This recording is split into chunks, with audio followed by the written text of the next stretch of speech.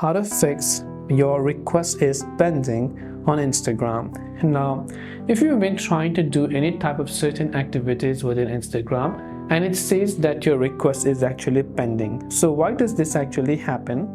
This happens when Instagram has most likely noticed a spam-like or a bot-like behavior from your account.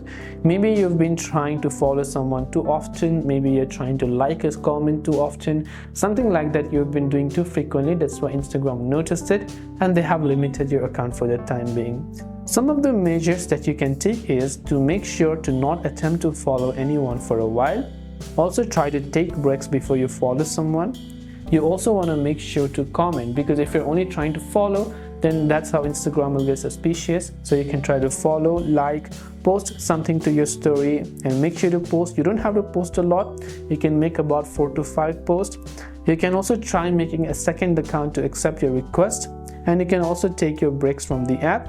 You can also take your account off private. So if you have a private account, you can switch to a public account instead and see if some of these measures helps you solve one. Now you can, as I said, you can make a second new public account to accept your request, which doesn't have any follower, but you can immediately follow this account successfully without any request is pending type of problem.